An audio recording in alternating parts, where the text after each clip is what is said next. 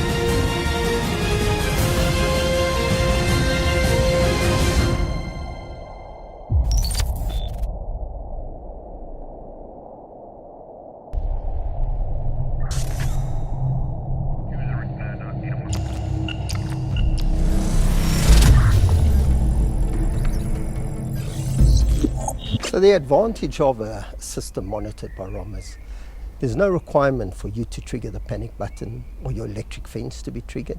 It's all automatically done on the analytics of the camera. As mentioned, anyone coming close to the perimeter already triggers the monitoring and the response thereof. A lot of people ask me, what about statistics as far as crime? Yes, we all know living in this country, crime has gone up. It's at this stage at the highest it's ever been in the last 10 years. How do we measure our success? Well, it's quite simple. Every site we've installed our system, or we're yet to have one breach undetected and unmanaged remotely. Our systems are totally scalable. From these mega warehouses, big facilities, factories, right down to the corner little enterprise that a person has. We can design a solution tailor-made for your requirements. We try not and fit our clients into a box. We will go out to your site, we will assess your requirement, we will look at risk with the correct solution for your requirement. Well, commercial properties is definitely remote off-site monitoring's niche market, where we designed our solutions around corporate. Yes, we integrated into residential and at-home solutions as well, but our niche is most definitely when it gets to the corporate side of the business. The traditional thinking around securing your site, most people consider guarding. Put a guard at the gate to control the gate, get a guard for a perimeter to do a perimeter patrol, get a guard inside the facility to do stock count. And what we found is quite often the guards are involved in syndicates, quite often they are collude, and that's where very often we find the problems in the first place. So what do we try and do? We don't try and totally eliminate that security officer, we try and enhance his facility. So what we would do, when it gets to the gate, we'll take control of your gate rather, remotely. There's no collusion between your client coming to see you or potential threat and the control room. We will open the barriers, we will let the vehicle in, we will designate the vehicle to the specific area. When it gets to stock control inside, why have a security officer counting? Our technology has got enough intelligence to determine exactly how much stock you got.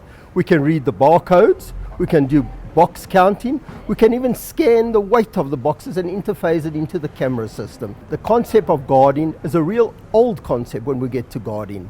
The newer way of things, consider remote off-site monitoring. Hey Frank, the security guard is in on it.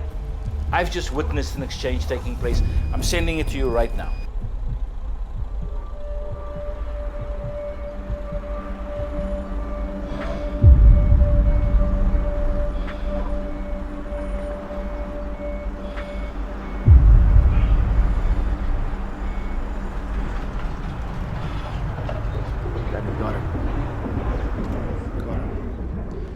What action is taken once you pick up a threat on site?